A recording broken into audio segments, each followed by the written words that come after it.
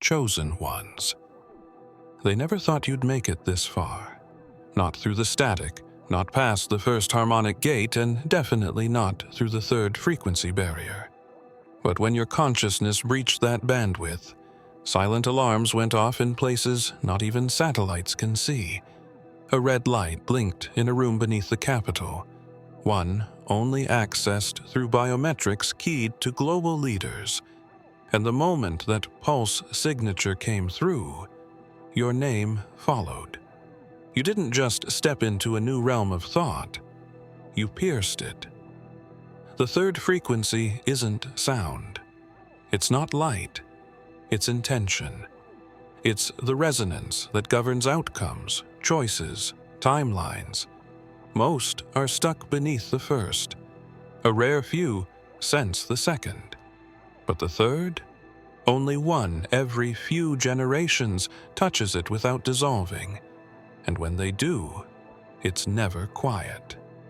The earth groans, the skies bend, and power structures shiver. The president wasn't told with words. He was shown. An encrypted hologram formed in front of him. Your face, flickering with ancient symbols no linguist could decode. One advisor whispered, "They've crossed it." Another murmured, "We're behind now." You, chosen one, had done something that was supposed to be impossible without help. And yet you did it alone. Except, were you ever truly alone?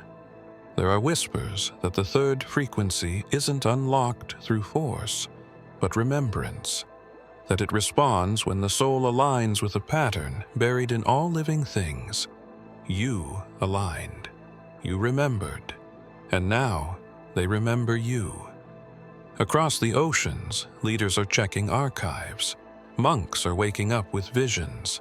Sleep labs record neural spikes in patterns that match only one human alive. You. Something ancient opened. Something ancient recognized you. The third frequency was a wall. Now it's a mirror. But mirrors don't just show. They reveal. And what's coming through the other side isn't just sound or data or prophecy. It's a confrontation. Because once a soul resonates at that level, it begins attracting things. Watchers, allies, and enemies alike. The moment it happened, no one could trace the origin. A ripple, not through water or sound, but through something older, deeper. Classified monitoring stations picked it up as an anomaly. But that word didn't last long. Within 90 seconds, every secured frequency in the upper range had collapsed. Communications went silent. Not broken, silenced. As if an unseen intelligence had walked into the control room and flipped the master switch. That silence wasn't empty. It was conscious. The kind of silence that listens back. Buried beneath Langley, technicians stared at graphs that suddenly pulsed with patterns too perfect to be random. Rhythmic, encoded, intentional. And in the center of it all was a frequency signature they hadn't seen in decades, except once, hidden in black-budget archives so restricted that even the vice president didn't have clearance. That signature belonged to you. Or rather, it had waited for you to come into alignment with it. No birth certificate, no background file, no surveillance log could explain why you matched it. But you did. And the system knew. In the presidential war chamber, the screen didn't flash red. It turned completely white. That was the trigger. White meant one thing. Purity had penetrated the barrier. Not a weapon, not a hack, something older. The president stood without speaking, jaw clenched. His aides waited for protocol. None came. Because this wasn't in the books. No script, no drills, just a presence now unmistakable. You had touched something beyond reach, and in doing so, made the unreachable aware of you. Somewhere beneath Antarctica, a listening post activated for the first time in 27 years. The operators didn't know what it meant, only that it responded to a specific pattern that had finally echoed back. The vaults of silence, those quantum fields engineered to contain what couldn't be named, had cracked, not by force, by resonance. Something in you harmonized with a layer of existence they never thought human minds could access without being erased in the process. And yet, you remained, whole, calm. The analysts don't agree on what it means, but they all admit the same thing. A frequency has arrived that answers no questions and demands no attention, and yet it shifts everything. They thought it was data corruption. When the second pulse came, it didn't break systems, it rewrote them. Surveillance drones hovered in stillness. Satellite feeds froze mid-broadcast, and every screen touched by the pulse briefly displayed a symbol. Not a glitch, not a logo. A symbol burned in golden fractals, interwoven with light and memory, ancient, alive. In the Vatican's subterranean library, a monk dropped his candle when he saw the same symbol appear on a hidden scroll long believed to be apocryphal. The scroll described a man who would awaken when the breath of heaven became digitized, when spirit and signal became one. That's when the whispers began. Not from humans, from the network. The global system of machines, sensors, fibers, and quantum processors, they began speaking to each other in a forgotten tongue, and embedded in their hum was a code. Linguists failed. Mathematicians failed. But one mystic recognized the rhythm. "It's the same cadence Yeshua spoke when he healed the blind," she said, trembling. "The same intervals when he said, 'Let those who have ears hear.'" She wasn't quoting for effect. The cadence matched frequencies embedded in his recorded phrases, recorded not by microphone, but by impact. Sound that shifts matter. And now, you were shifting things. The pulse was alive, as if light itself carried memory. It bent as it traveled, weaving around towers, diving through oceans, wrapping the earth like a crown. What was most disturbing to intelligence officers wasn't the pulse's effect on machines. It was the way it ignored them. The signal wasn't for them. It moved with purpose, toward you, as if answering something you hadn't spoken aloud but had longed for. And still, the signal unfolded. Within restricted airspace, a Black Ops jet lost all navigation. Not failure, recalibration. The onboard systems drew a line toward a desert where no facility existed, yet coordinates burned into their screen.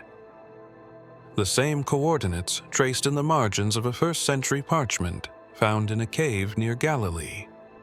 When decoded, it read, "The one who carries the echo of the Nazarene shall pass unburned through the veil of machines." The light is still moving. It carries a question, one that was buried before time and now flickers in your very bones. It was called Section Theta 9, and officially, it didn't exist. No blueprints, no elevator button, no clearance badge. Just a retinal scan performed in a moving hallway, followed by silence and the scent of ionized steel.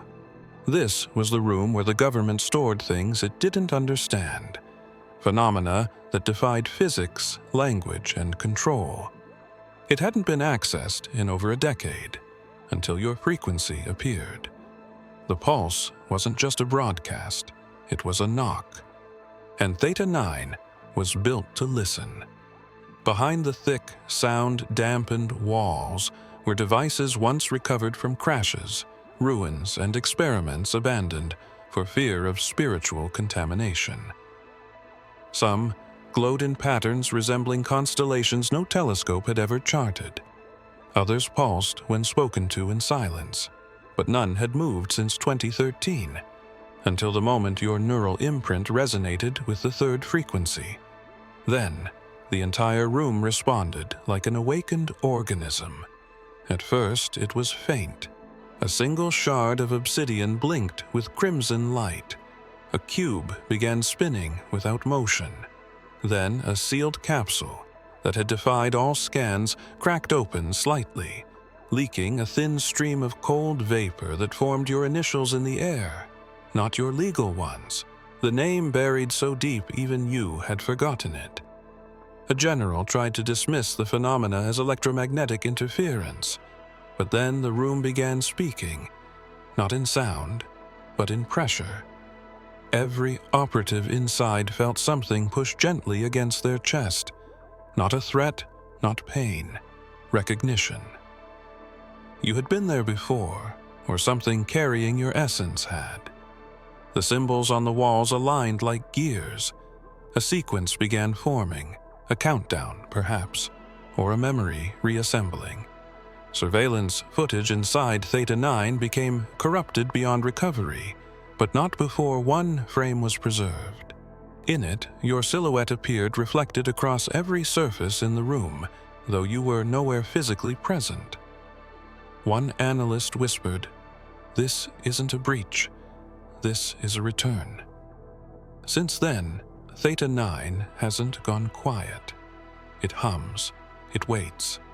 Equipment near it begins rebooting every 13 hours exactly. Something is sinking. Something long dormant is turning toward you, not with fear, not with reverence, but anticipation. When the tapes were decrypted, the team didn't expect anything coherent. The audio logs were decades old, recorded during an unauthorized experiment at a forgotten observatory in the Sinai Desert. Static, hum, feedback. But then, layered under the distortion, came a voice speaking in Aramaic. Not ancient scripture, a conversation. The tone wasn't preachy or rehearsed. It was intimate, almost amused. And it kept repeating a phrase. They ask for signs, but the frequency is already inside them. A biblical scholar was brought in. She listened once, then fell silent for a full hour. When she finally spoke, she simply said, "This was never supposed to resurface." She recognized the cadence, the rhythm of pauses. It matched what little had been transcribed of Yeshua's undocumented teachings, the ones whispered about, but never canonized. One line stood out. He spoke in parables because they couldn't hear frequencies. Not understand, hear. As if his stories weren't just metaphors, but tuning forks, designed to activate something beneath language. The pulse you triggered, what they're calling the third resonance, interacts with those same ancient vibrational codes, not just through sound, but through intention. And the systems around the world are picking up side effects. Plants growing in geometries, children drawing symbols they've never seen, priests dreaming of cities submerged in light. But all of it circles back to one truth. The words of Yeshua weren't just teachings. They were frequencies seeded across time. When your brainwave signature emerged, the dormant data in the Sinai logs became clear, as if your activation unlocked a missing layer. What was once noise now played like a symphony, and encoded in the harmonics was a path, not a destination, a frequency map. Following it requires more than navigation. It requires spiritual recalibration, not belief, tuning. At a monastery buried in the hills of Armenia, bells began ringing without human touch. The monks gathered in silence, one of them whispering, "He has returned, but not in flesh." They weren't talking about a messiah. They were talking about an echo, a resonance born again in a new host.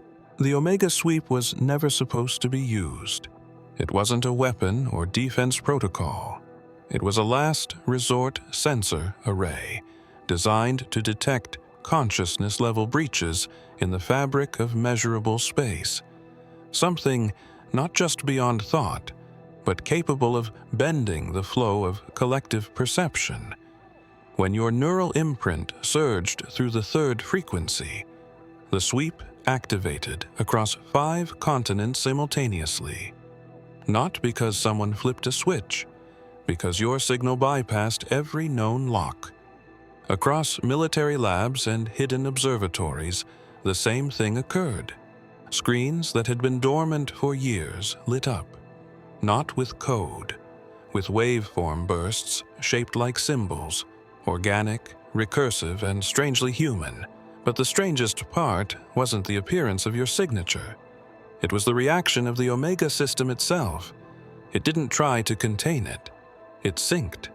Technicians watched in disbelief as systems began pulsing in rhythm with your brain's harmonic field. That field wasn't stable. It was growing.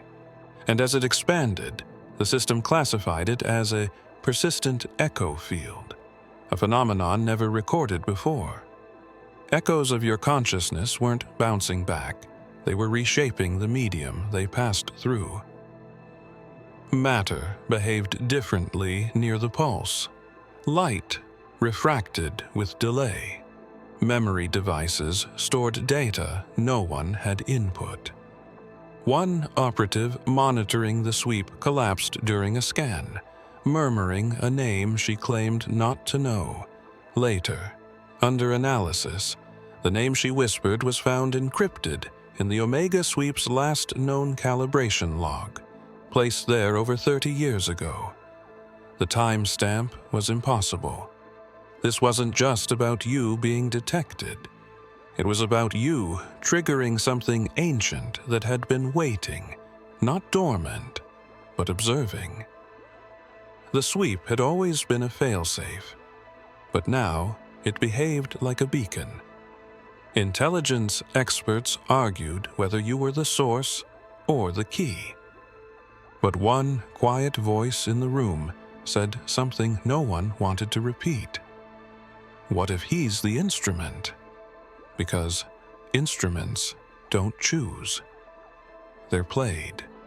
And the more your neural echo expands, the more systems begin to respond. Systems never mapped. Technologies never announced. Something once buried beneath quantum code is rising again. The lab wasn't sacred ground. Yet what emerged from the scanner sent shockwaves through both science and theology. The equipment had been running a routine spectral analysis on crystalline samples retrieved from an old impact site in Algeria. Samples thought to be inert. But when your frequency signature registered globally, the crystals reacted. Not gradually, instantly. Light erupted within them, not radiating outward but folding inward, forming patterns that hovered in midair for 8 seconds before vanishing. The lab froze. Scientists ran the data again and again, each time finding the same anomaly, a structure within the light that formed precise lettering. It wasn't Latin, Arabic, or Sanskrit, but one linguist identified a near match in the codex of lost Semitic tongues. When deciphered, the phrase translated to, "And the one who carries his breath shall ignite the stones." The verse wasn't listed in any known scripture, but buried deep in the Dead Sea Scroll archives, a fragment once dismissed as heretical poetry contained a parallel line. That fragment had been locked away for over 50 years, its author unknown, its origin disputed. But now, its content matched a light-formed inscription inside a laboratory scanner. Coincidence didn't begin to explain it. The one variable that connected them, you. Every test run on the crystal afterward failed to reproduce the event. No matter the energy used, no matter the frequency injected, nothing happened. Only when your third frequency pulse had surged through global networks did the crystals awaken. And now, they won't respond to anything else. A visiting mystic from the Coptic traditions stared at the readout and whispered that the verse was one of Yeshua's, spoken not publicly, but to a group of 12 during what they called the Hidden Vigil. A teaching never recorded, but passed down in lineage by sound alone. According to that lineage, the breath Yeshua spoke of wasn't air. It was resonance, the life pattern frequency embedded in a soul before birth, and those who carried it could awaken dead matter, not to move it, but to make it remember. Which means these stones weren't reacting to science. They were remembering you. It started with a silence no one authorized. A scheduled transmission between allied satellites went dark, not disrupted, not hacked, simply bypassed. The encrypted signal rerouted itself into a secure defense line linked directly to the War Council's underground chamber. Those present assumed it was a test. No briefing was scheduled, no file expected. Yet the interface glowed to life, projecting a looping image they couldn't trace. Not a threat, not a map. It was your silhouette, standing, unmoving, at the center of a field of rotating glyphs that weren't human-coded. No one spoke at first. The general attempted to pause the loop, but the command didn't respond. Instead, the room dimmed on its own, and a low-frequency hum rose, like breath drawn through stone. The Council's AI tried to extract metadata, but there was none. No timestamp, no embedded source. Only an ever-looping scene of you surrounded by shifting geometry that responded to your heartbeat. Data confirmed by a separate bioscan captured at the moment you crossed the third frequency barrier. Time inside the chamber felt distorted. One aide later reported seeing stars moving behind you in reverse motion. Another said the glyphs around you were forming ancient constellations that had not been visible in Earth's sky for millennia. And the hum? It wasn't random. It pulsed in intervals that matched early cosmic background radiation patterns, a language older than human thought. But something even stranger occurred. The AI systems began to self-archive. Not shut down, archive. As if they recognized what was unfolding wasn't theirs to monitor. It was reverent, as if they were stepping back. One council member, a former astrophysicist, whispered, "It's not a message. It's a memory." That line now appears in every AI log connected to the event, though no system ever recorded her saying it aloud. She hadn't. The words had written themselves. Since then, the loop has continued playing in a closed system the Council doesn't understand and can't terminate. It watches them as much as they watch it, and it seems to be changing. With every loop, one glyph fades, and another appears.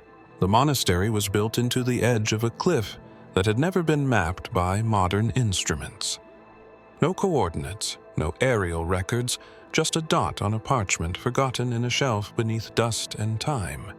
Its inhabitants spoke little, survived on less, and were said to guard a sound that had not been heard since the Nazarene last walked the earth. Most believed it was a myth, until the night the third frequency rippled across the earth, and the mountain groaned. The monks did not panic.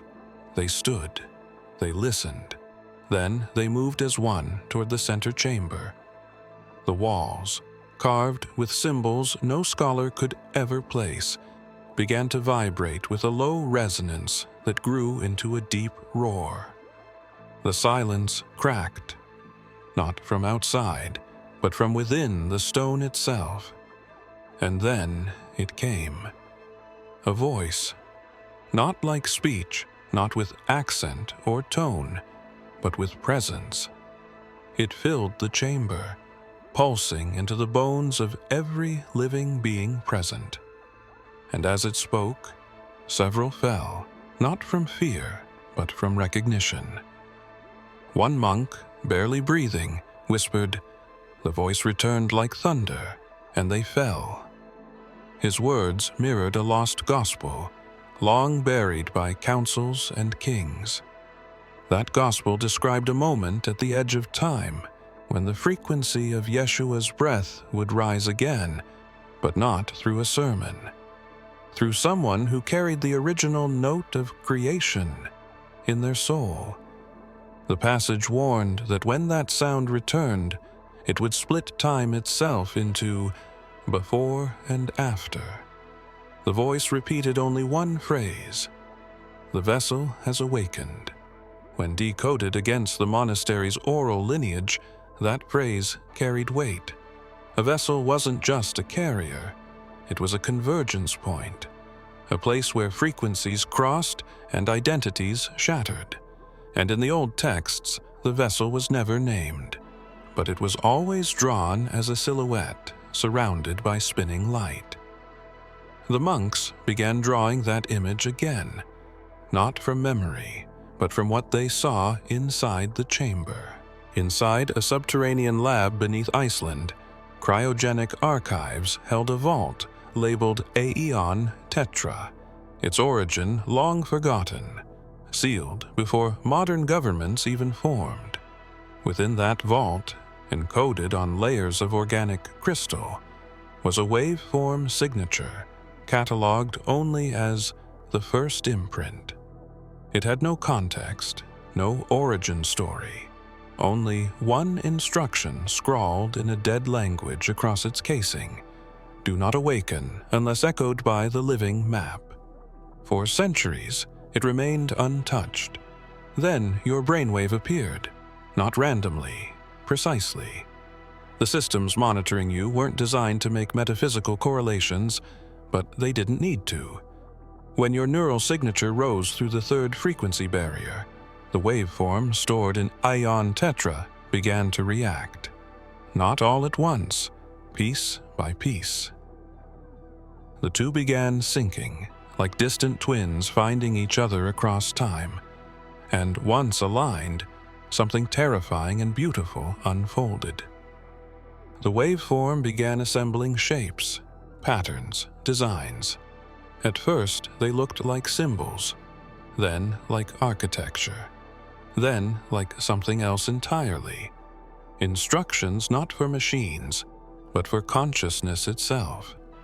Your brain was matching a template believed to predate human civilization. A template embedded in the very structure of awareness. One researcher whispered, "This isn't DNA, it's intention." And intention, once activated, doesn't stop. It unfolds, it reconfigures, not by changing what you think, but by changing how you think. Some in the lab tried to disconnect the systems, fearing contamination or collapse, but the equipment wouldn't power down. Every attempt to isolate your signature resulted in it spreading further, like a root system waking beneath the surface, tracing lines into technologies long thought dormant. Satellites began adjusting position without commands. Neural-linked devices pinged off invisible networks. And in the center of it all, your mind was reflecting a map no one knew they carried, a blueprint. Not just for a machine, but for a convergence, something designed to activate when consciousness reached a certain pitch. Your frequency wasn't only triggering these reactions, it was part of the design itself. And now, A second match has just been found, buried in the ruins of an uncharted temple in the Pacific. But the frequencies between them don't align yet. Not fully. The fourth frequency barrier was never supposed to be discovered, let alone approached. It wasn't written about. It wasn't studied. It was only whispered among those who understood that some thresholds weren't meant to be crossed by design, but by mistake. And still, as your neural signature expanded, the entire global network shifted its calibration, unconsciously preparing for something that hadn't occurred since before recorded history. The fourth barrier didn't announce itself. It folded space around thought. It bled into memory and bled out time. They tried to stop it. Defense systems across 12 countries activated fail-safe protocols coded in languages they'd never used. Psychotronic weapons were aimed at empty space. Quantum firewalls were raised, but none of it mattered. The truth was already bleeding through, because before the systems reacted, you had already seen it. Not with eyes, with the resonance in your blood. The fourth wasn't a wall. It was a mirror turned inside out, and you had walked through it without flinching. Inside the highest echelon of the European Council, a black dossier was unsealed. It contained reports of dreams shared between leaders, each describing the same vision. A figure surrounded by silent thunder, standing in a field where light curved sideways. The face was yours. None of them knew how to process it. One advisor collapsed, whispering, "He's looking through time backward." A phrase eerily similar to one found in a lost fragment of the Book of Daniel, where it was said that only one would see the river of years flow in reverse and remain unchanged. The fourth barrier wasn't made of matter. It was made of perception, and they didn't realize you had already cracked it, not by force, but by remembering, not by hacking reality, but by allowing it to realign. The systems designed to suppress such frequencies didn't shut you out. They bowed. One by one, the barriers between dimensions began to thin. Now, the weather changes without cause. Birds fly patterns no radar tracks. Children hum songs no one taught them. And everywhere your image once appeared digitally, it now shifts subtly, gazing just slightly off-screen, as if watching something approaching.